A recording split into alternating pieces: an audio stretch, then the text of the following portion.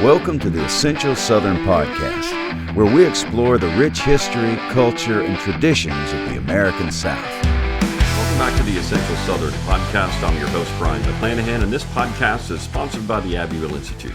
Go to abbevilleinstitute.org, that's ABBEVILLE, institute.org, and help us explore what is true and valuable in the Southern tradition. All of your donations are tax deductible to the full extent of the law, and we do appreciate all of your support. All right, well, let's talk about the topic, and that is Archibald Rutledge.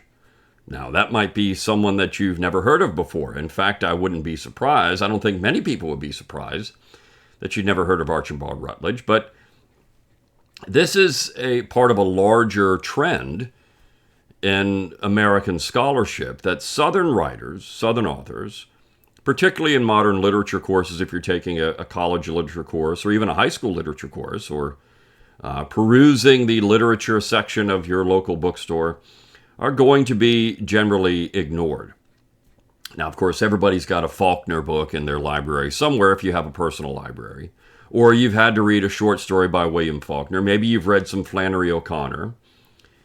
But oftentimes, Southern writers are ignored because they don't necessarily fit within the modern acceptable discourse. And what I mean by that is they might say some things, particularly in the 20th century and the 19th century, that are out of line with modern sensibilities on various social topics. Now, some of these people have been called some of the greatest writers in America. For example, Edgar Allan Poe, who you've probably heard of, was often considered to be a Southern writer, so you could say that you're going to read some Poe, but he considered William Gilmore Simms to be one of the best writers in the 19th century in the United States. And of course, Simms was blacklisted. Why? Well, because he wrote anti-Uncle Tom's Cabin novels. He bristled at the way that Harriet Beecher Stowe portrayed the South, and so he responded. And because of that, he was blacklisted. He had Northern tours set up where he would go make talks. And of course, these things were widely accepted and enjoyed and participated in by Northerners until he started writing the anti-Uncle Tom's Cabin novels. And then, of course, he was persona non grata. That's just but one example. You have many, many others. Now, in the 20th century, it seems that Southern writers, some of them were accepted. People like Truman Capote, of course, any of the black Southern writers who would become famous would be accepted by Northern teachers, Northern professors, Northern critics. But oftentimes, Southerners have been simply forgotten. And that's unfortunate because the South has a very rich literary tradition.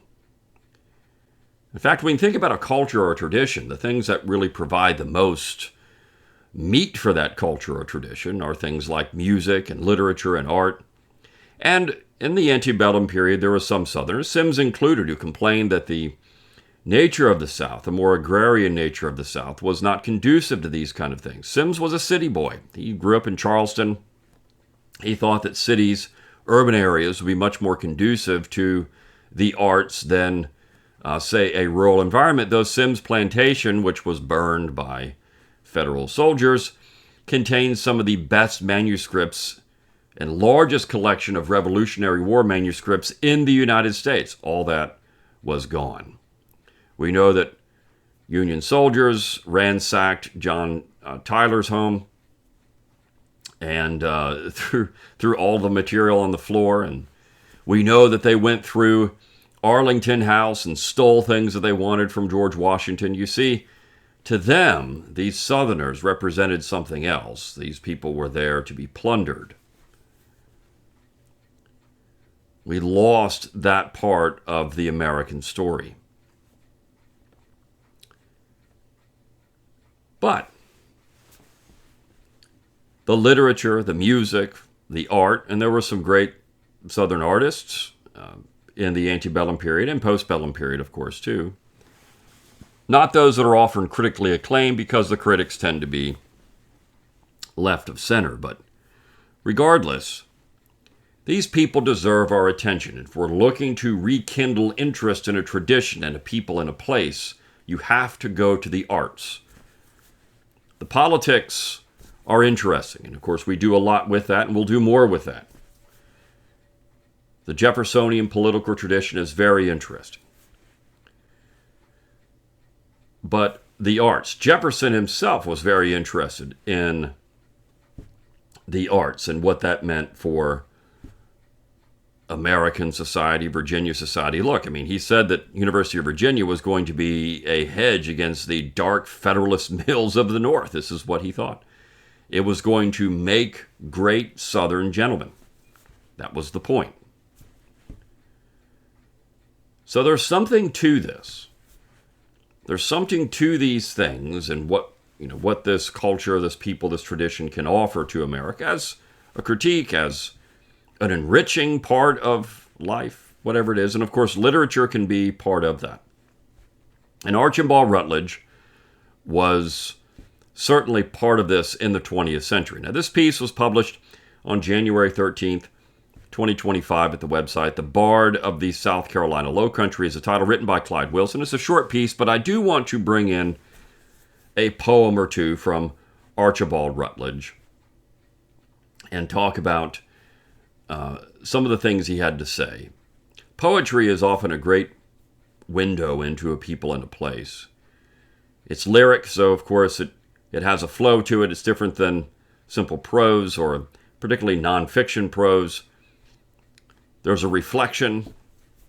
Music is certainly part of that, but poetry not put to music still has a particular type of song to it, and you can feel the emotion in poetry that you often can't get out of a story, though of course stories also present great windows into a people and a place as well. But Rutledge is a really interesting character. And I'm going to let Clyde Wilson tell the story about Archibald Rutledge, but I do want to, again, read at least one, if not two, of Rutledge's poems so that we can get a better feeling for who this man was. So Wilson says, Archibald Rutledge, a major South Carolina and national writer in the first half of the 20th century, seems to have dropped nearly out of sight. This is true. In fact, I think if you went and surveyed American literature courses across universities, you wouldn't find much Archibald Rutledge. Now, maybe in a Southern literature course, you might get some Rutledge. Maybe. Maybe you might get it in a South Carolina literature course. I don't know. This is the thing. You're going to get a lot of New England writers, even esoteric New England writers that, who's that? Who cares? But Southerners, because of their viewpoints on things like race or society, are often blacklisted because, that you can't. That's offensive to people. You can't have that. You have to cancel these people.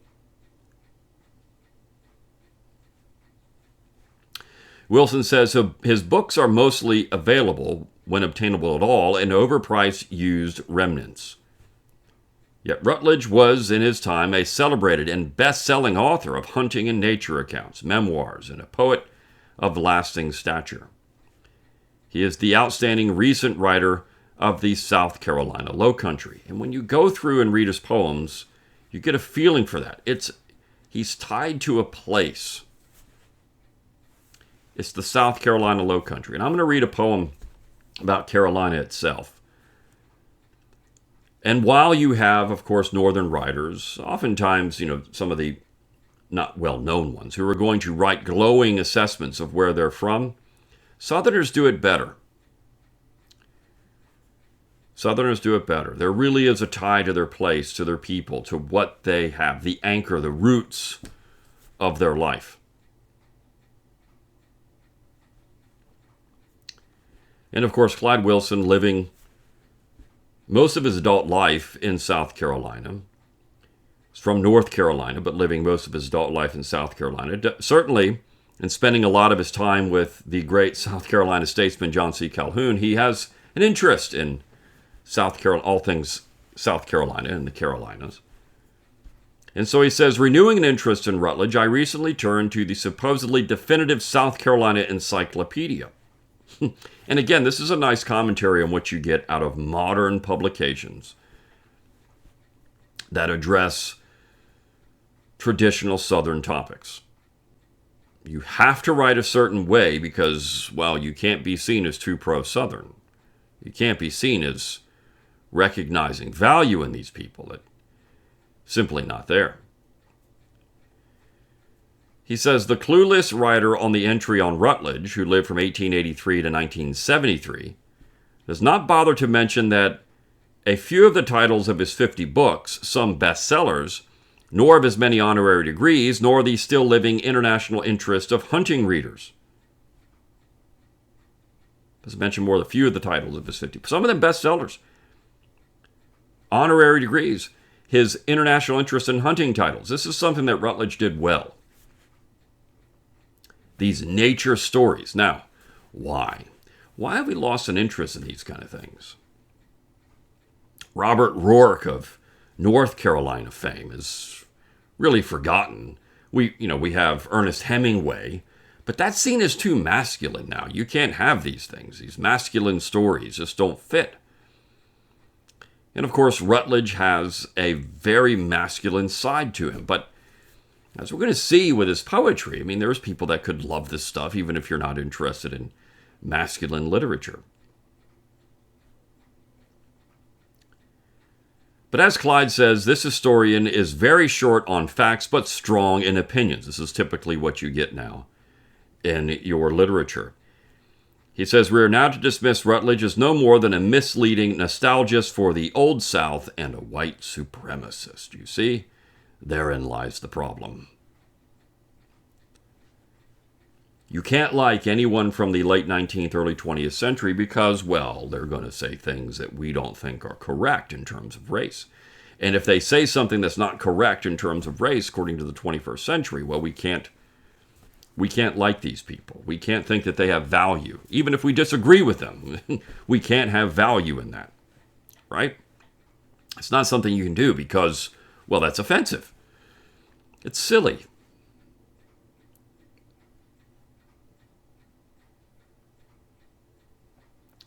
He says, one is surprised to see such an important part of South Carolina culture dismissed so ignorantly.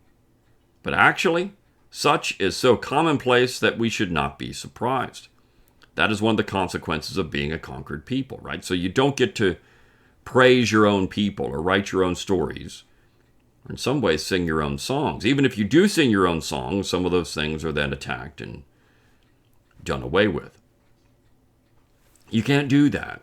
You can't do it. It's impossible if you have a situation where other people are determining what becomes important in your culture, in your tradition, in your society. These are the things that you can't do. He says South Carolina still recognizes its brilliant son by making his hereditary plantation at McClellanville into a state park. And the University Press in 1992 did publish a collection, Hunting and Home in the Southern Heartland, the best of Archibald Rutledge. The editor, Jim Casado, knows the subject well and provides an excellent criticism and biography. But he says there is still plenty of room for publishing other collections of Rutledge's work and republishing some of his books. His little inspirational book, Little Extras, was immensely popular at the time, and this came out, I believe, in the 1950s. He says, if you want to get started, besides the hunting stories, I would suggest My Colonel and His Lady, which is a novel, Tom and I on the Old Plantation, another novel, and Home by the River, and the nearly unobtainable collected poems of Archibald Rutledge, which we put on the website in an electronic copy. Nothing like having a physical copy, but an electronic copy is good too.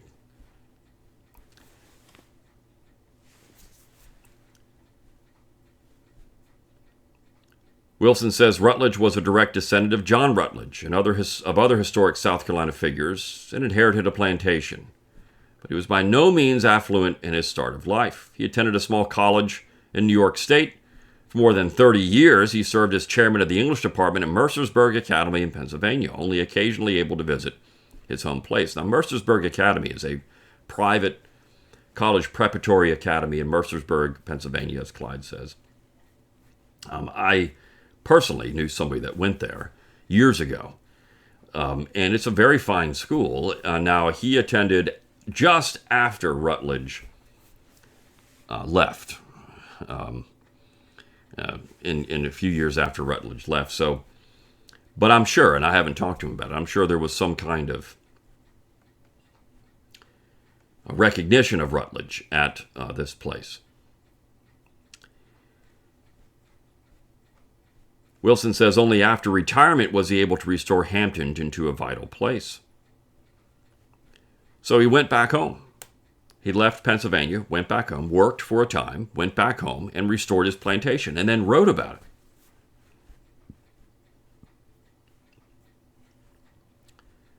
And of course, his poems have a longing for home, a place. Again, it's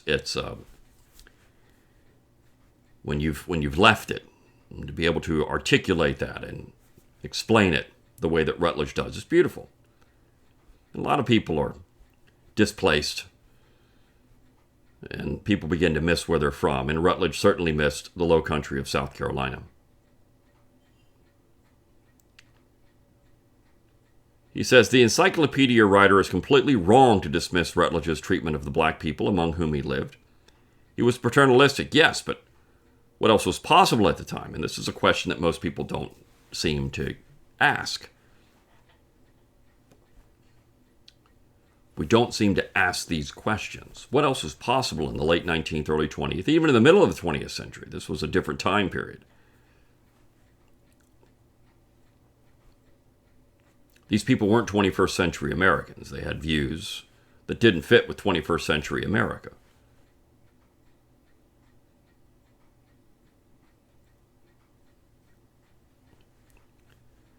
Rutledge, in some ways, might be considered even a Southern liberal at the time. But that paternalism is something that we're going to investigate when we get to our conference in February of 2025. That paternalism, in terms of labor and other things, it's a really interesting part of the Southern stamp on labor throughout the United States. After the war is over, there's other things, environmentalism, for example.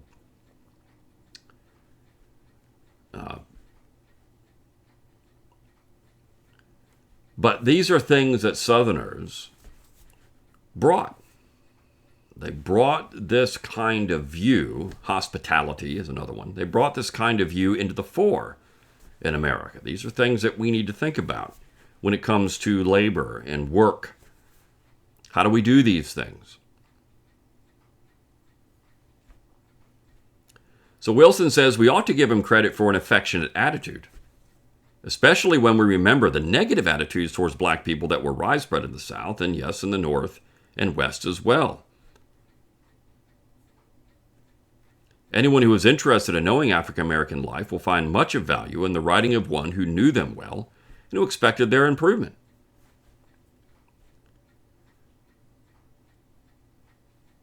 So, this is something when you read people that lived around people and can explain things, and we don't want to do that. And this is why Rutledge is so important. Now, Clyde finishes by saying, nobody has ever written more and more meaningfully about the South Carolina Low Country, of which Rutledge is the eternal bard. And, this is a nice little concise essay on this large figure. Now, the book, The Collected Poems of Rutledge, was published in 1925. And it's in the public domain, so it's a great companion if you'd like to read books online. But I want to focus on at least one poem, and depending on time, how long it takes me to get through it, maybe two, but certainly the first. I'll probably do two. The first is entitled Carolina Pines. The second is Charleston. Now again, this is where he's from, right? This is his place. And there's a melancholy to this. There's a longing. There's a beauty that I think these poems convey. Charleston in particular, it's an interesting one. Interesting piece. Carolina Pines is it's a romantic view of these trees that so oftentimes Southerners are familiar with. I mean, you got pine trees everywhere. People don't, I mean, when people have never been to the South and you see all the pine trees, it's almost a weed, right? I mean, they're everywhere. But there is a type of, love for that from people that are around it. And of course, Rutledge talks about that in this poem. So the title is Carolina Pines, and it's not a long poem, but I'll go ahead and go through it. He says, "Oh, the southern pine land free breathes immortal melody, like the immemorial music of the old melodious sea." I love that line. "Oh, the southern pine land free breathes immortal melody, like the immemorial music of the old melodious sea." Such great lyrical quality in that first 3 lines of that stanza. "Purer than the live oak shrines, sweeter than the jasmines." I love the way that he twisted that line. "Is the wild and lonely liberty beneath the windy pines." Purer than the live oak shrines, sweeter than the jasmines. Of course, it would be jasmines, but jasmines is how you should read it. "Is the wild and lonely liberty beneath the windy pines." The wild and lonely liberty. "Nor is any land diviner than the one whose sons enshrine her in their heart of hearts, though exiled, as their mother, Carolina. And she holds their love in keep, and when shadows gather deep, to her fragrant sanctuary they will all come home to sleep." So he's writing this, of course. This is 1925. He's not in Carolina anymore. He's writing this as an exile. And thinking when the shadows gather deep, that's when he'll go home to sleep. "From the seacoast and the hill they go forth against their will, yet they shall return at evening when the weary heart is still." Again, he's not thinking he's ever going to get back. This is death. He's thinking of a time when you've all gone on, but you'll always go back and be buried in the soil of Carolina. "And when the eyes are dark with tears and the fainting spirit hears from a bourne exceeding beautiful the voice of other years, they will gather from afar, as that evening star on star fills the ancient courts of heaven where God's peace and silence are. On their tired brows no bays, nor around them shouts of praise, as they gather in the sunset after many, many days. They will gather in the gloaming and the twilight that is coming. They will gather when the time is done for roaming. When their sun is in the west and the air is tenderest, then their mother Carolina will enfold them on her breast.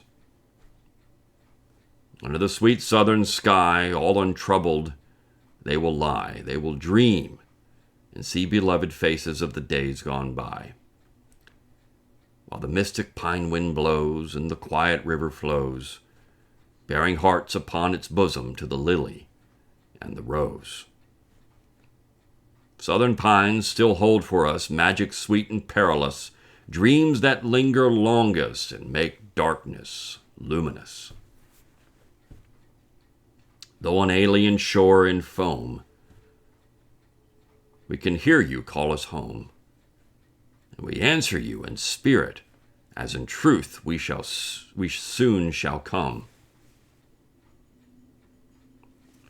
While thine altar fires burn, while the heart of man may yearn, O my mother Carolina, unto thee we turn, bearing thee as love's own token, love with dying accents spoken, hearts that by their coming give the gift of faith unbroken. A beautiful poem. It's a longing for home, a place. You'll return one day. He's writing this again in exile. I'll return. Could be when I'm dead. Could be when I'm retired. But I'll come back. You never really leave it. Of course, again, there are other people attached to place and things, but that's that anchor that the tradition offers that is so important in these things. And then this particular piece, it's entitled Charleston. It's a shorter poem. But I like this piece because it's a reflection on times gone by when the South, and more importantly, Charleston and its low country, had been such a vibrant part of the American spirit. What it is now. And so he's writing this in the early 20th century, late 19th, early 20th century. There's no date on this poem, but you would think that he's writing it as a young man, and he's reflecting on what Charleston used to be. Charlestown, Charleston. We know that if he's writing this, say, in the early 1900s, it had only been 40 years or so since Charleston was completely destroyed by Union gunboats firing onto the city for target practice, essentially. That Charleston had been supplanted by other places as being an important part of the American spirit and character. We had great people come out of Charleston. And so he's thinking about that, thinking of times gone by, of a sleepy city now, a sleepy southern city that perhaps needs a revitalization. So again, the title of this poem is Charleston. The night is fair upon her sister streams. Softly entranced the far shore visions shine. Now sleeps the city, mirrored in her dreams. Mirrored. The city sleeps, mirrored in her dreams.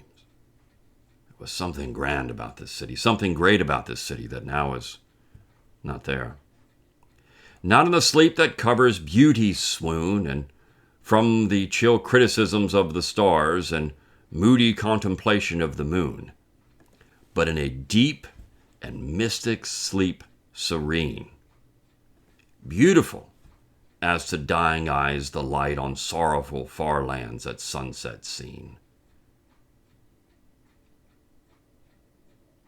So the city sleeps not in the sleep that covers beauty's swoon from the chill criticism of the stars, but in a deep and mystic sleep serene. It's a contemplative sleep, a reflective sleep, mirrored in her dreams. What was it? On sorrowful far lands at sunset seen. What do we have? This is nostalgic. Nostalgia is a type of pain. It's nostalgic. It's thinking of the things that we had. A voice is grieving from the grieving sea. A voice grieves of a farewell long ago, of spirit loneliness and memory. A voice is grieving from the grieving sea. It's looking back at Charleston now and saying, my gosh, what have we lost?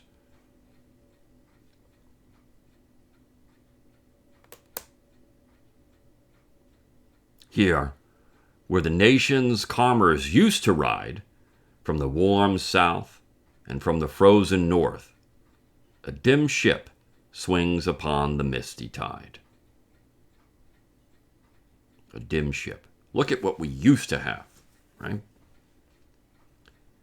An elder darkness, then the night comes down, a music deeper than the anthem seas that fold the dreamers in the dreaming town. The day is fair upon the sister streams. The wind is calling from the calling sea. Still sleeps the city, mirrored in her dreams. Charleston, this vibrant place. There's a calling from the sea. A voice is grieving. Charleston, commerce, the connection, this greatness of this city. It's gone. Why? Well, of course, it's defeated. There's a calling for it. It's a beautiful reflection on nostalgia, on past, on things of greatness, of grandeur that has been gone. And as the city sleeps, it's mirrored. They still think of it, right? The sleeping city still has this mirror, still has this thing that people remember, the remembered past. It's essential. That is history, the remembered past. Here is Archibald Rutledge remembering a place that he really didn't know. He was born after. But he can still see it reflected in her dreams. That's the tradition. It's why it's so vital.